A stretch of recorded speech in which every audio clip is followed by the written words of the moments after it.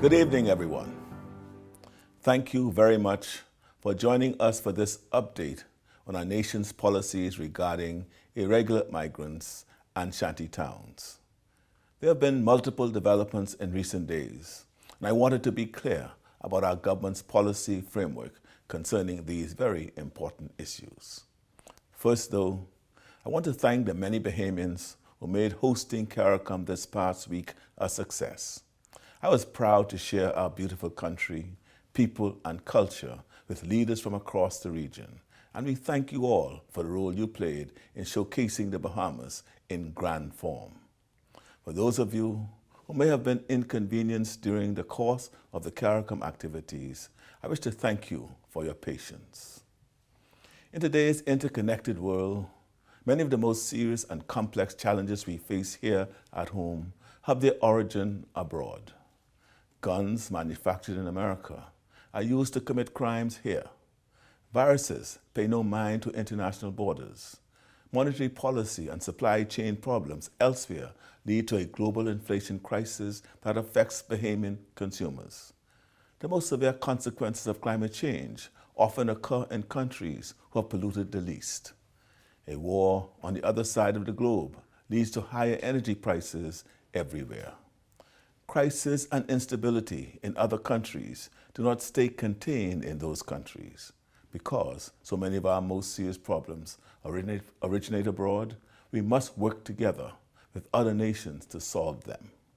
That's why international meetings like the one we just hosted are so important.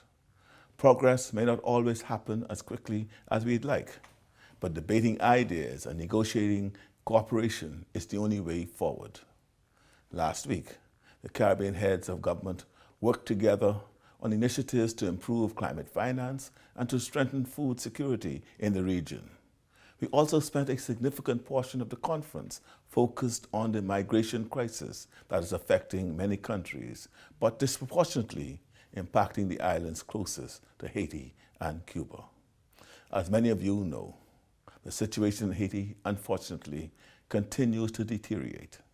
The pillars of the CARICOM plan to address the Haitian migration crisis include coordinating a meeting with Haitian stakeholders to develop a plan to restore security and the rule of law, strengthening the capacity of the Haitian National Police, developing a plan to hold elections and restore a fully functioning Haitian government, and securing support from the international partners, including the Canadian government, which has committed to providing security assistance as well as millions of dollars in humanitarian assistance.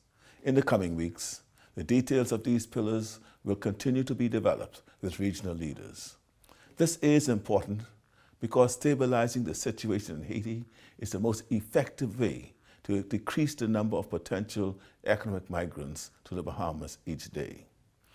I've been very clear with our international friends that assistance to Haiti must be carried out carefully and strategically, and with an acknowledgement of the burden the Bahamas is already carrying and has been carrying for decades. Our country has been through a lot. We have very serious challenges and limited resources with which to face these challenges. We are a compassionate people, but we cannot take on new burdens. That is why, last June, at the Summit of Americas held in Los Angeles, I declined to sign a pledge that included a commitment to take on refugees, while 21 other countries in our hemisphere, including fellow Caribbean nations like Barbados and Jamaica, signed on to this agreement. I declined. Our small nation cannot possibly shoulder any more of a burden. We are standing strong on this position. Despite pressure earlier this year, when the United Nations called for countries in our region to halt deportations to Haiti, once again, I decided to continue repatriations. This is a decision I made for the benefit of all Bahamians and future generations of Bahamians. The Bahamas is for Bahamians and for those who are prepared to follow the laws of our country. We simply cannot afford open borders. This is why we continue to advocate for a Haitian-led solution to the ongoing crisis in Haiti, a sustainable solution supported by a partnership between many nations.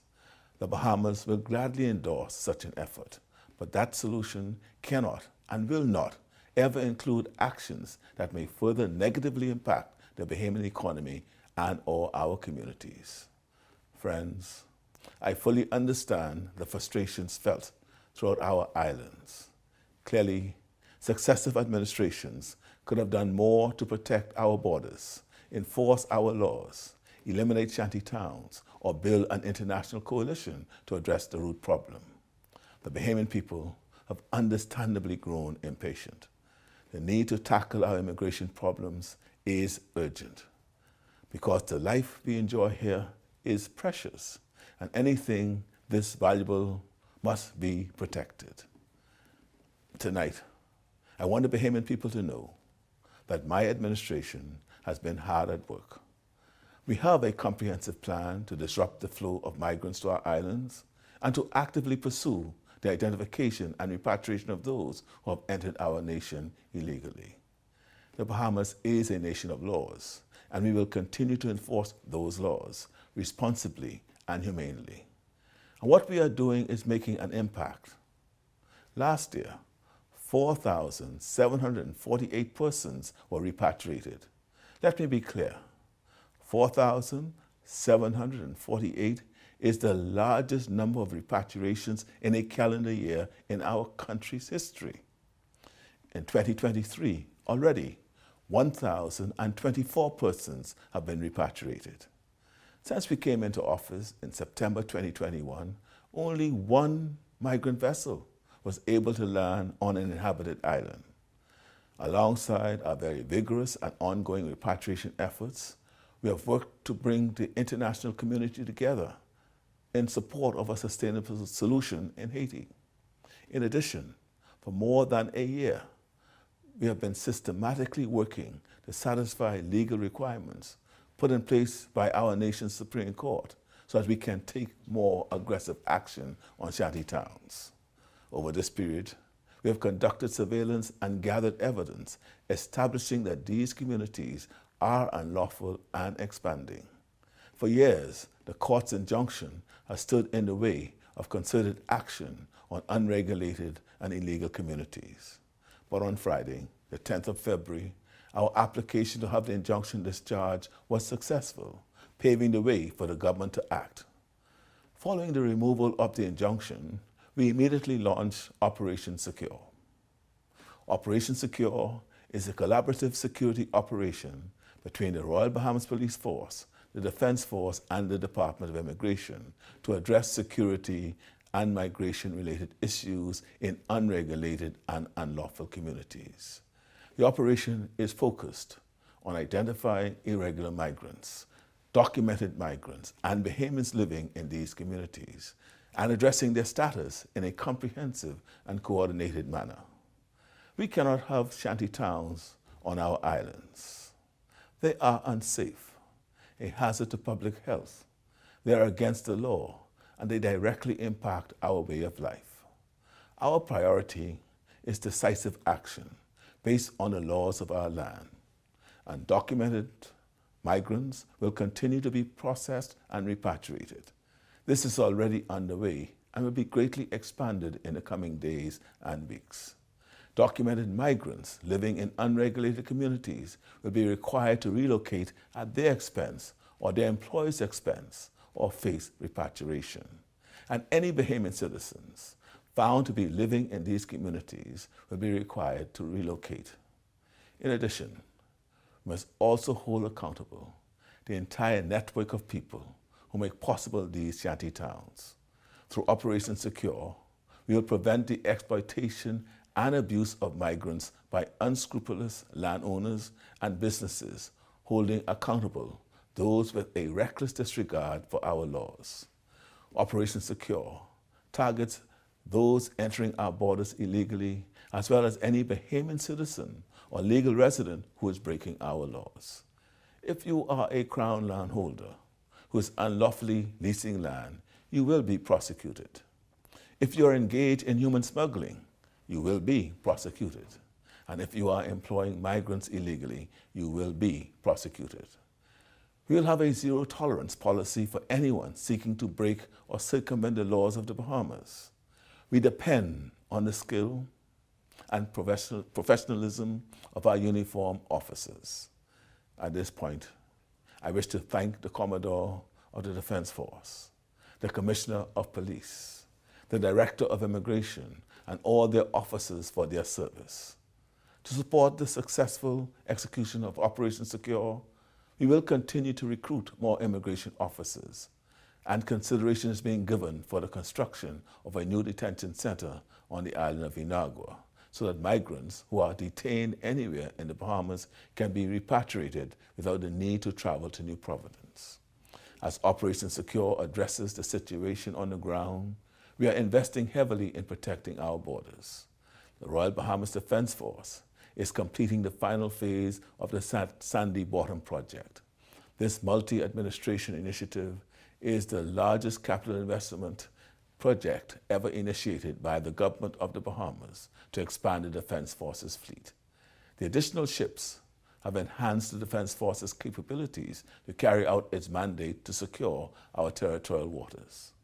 To support the growth of our fleet, we continue to expand the recruitment of additional Defense Force officers. Under the previous administration, recruitment had been halted. We have made it a priority to grow the force to strengthen the needed to defend our borders. As we place the issue of undocumented migrants at the top of our agenda, we have been adding the necessary manpower in agencies like the Department of Immigration and the Defense Force to support these activities. The addition of a second detention center and the introduction of additional ships demands more officers. Likewise, our recruitment efforts are supported by the provision of new equipment, machinery, vessels, and supplies needed to empower our officers to effectively execute their duties. As we increase our capacity for border protection, we will build on our partnerships with neighboring countries like the US, Cuba, the Turks and Caicos Islands, and Haiti for enhanced cooperation and intelligence sharing. We'll also be increasing border protection operations with key partners like the US Coast Guard. The reality is, we have to defend 100,000 square miles of territory in the Bahamas. Even wealthy nations like the United States, with all the resources at their disposal, struggle to put a complete stop to the inflow of undocumented migrants across their borders. But the difficulty of the task will not deter us from doing all that we can to intercept undocumented vessels in our waters. Where cooperation is possible, we will welcome all the help we can get, whether through our work with regional and international partners or through major NGOs whom we will invite to support Operation Secure by providing humanitarian help. We pledge to conduct our efforts swiftly and humanely, and above all, to maintain accountability to the Bahamian people on this commitment. This is my land. This is your land. This is our land. I encourage each of you to be proactive about becoming informed. Know the facts. We are posting the plan on the OPM website. Understand the law, understand the facts, and understand the role you can and should play in supporting our plan. This government recognizes the urgent need for action on immigration. We are overseeing concentrated strategic efforts to take this issue on and mitigate the economic, social, and environmental damage done to the Bahamian communities. We will continue to adapt to the situation on the ground and in our waters. We have a collective responsibility to do our part to protect what is ours. May God continue to bless you and bless our land, the Commonwealth of the Bahamas.